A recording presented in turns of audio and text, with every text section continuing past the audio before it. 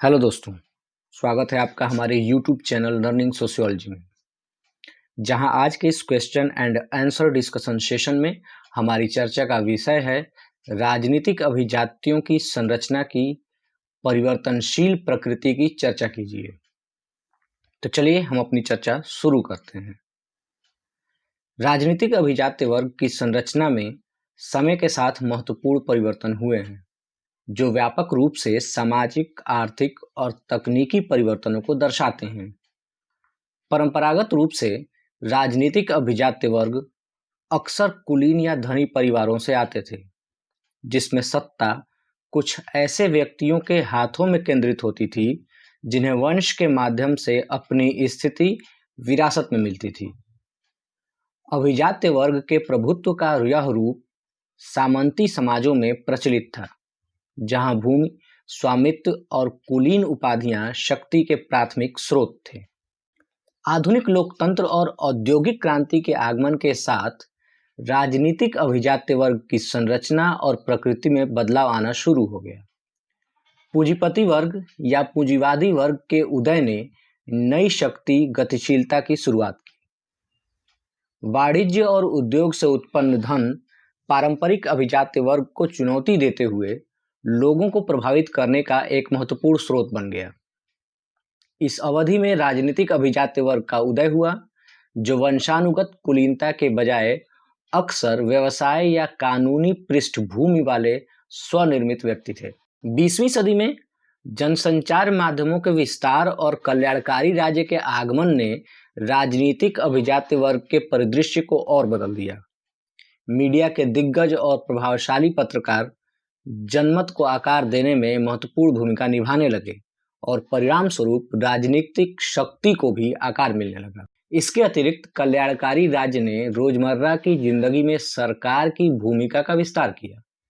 नौकरशाही ने अभिजात्य वर्ग के महत्व को बढ़ाया।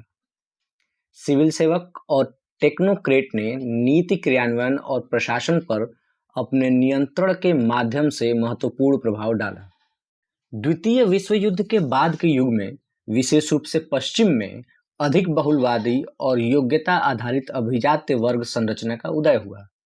उच्च शिक्षा के विस्तार और राजनीति के व्यवसायीकरण ने राजनीतिक नेताओं के बीच पृष्ठभूमि आधारित अत्यधिक विविधता को जन्म दिया।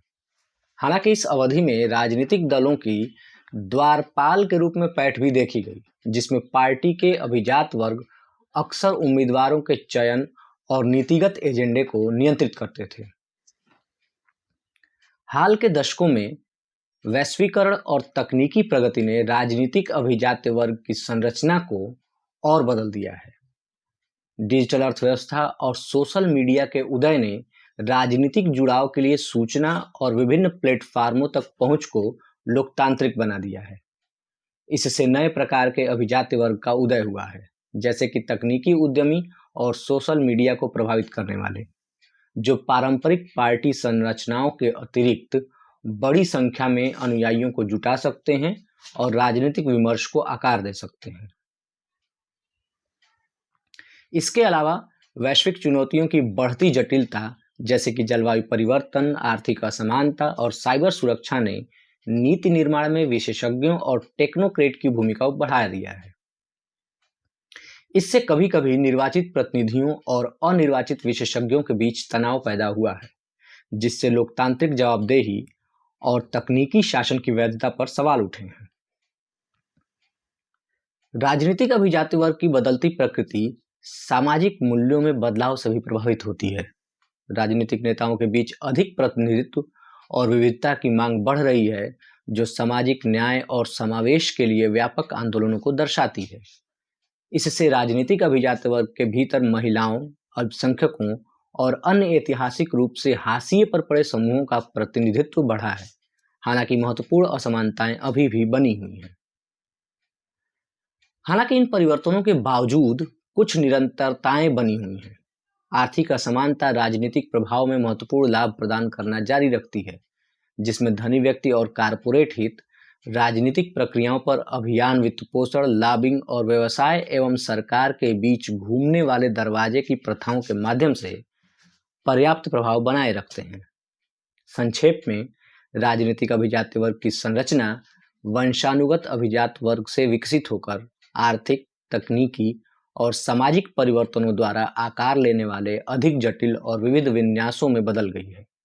हालांकि अधिक योग्यता और विविधता की ओर महत्वपूर्ण बदलाव हुए हैं, फिर भी आर्थिक शक्ति और मीडिया तक पहुंच राजनीतिक प्रभाव के महत्वपूर्ण निर्धारक बने हुए हैं, जबकि चल रही चुनौती अभिजात वर्ग की विशेषज्ञता और संसाधनों को प्रतिनिधित्व और जवाबदेही के लोकतांत्रिक सिद्धांतों के साथ संतुलित करना है। धन्यवाद। मिलते हैं हम अपने अगले वीडियो में, तब तक के लिए जय हिंद।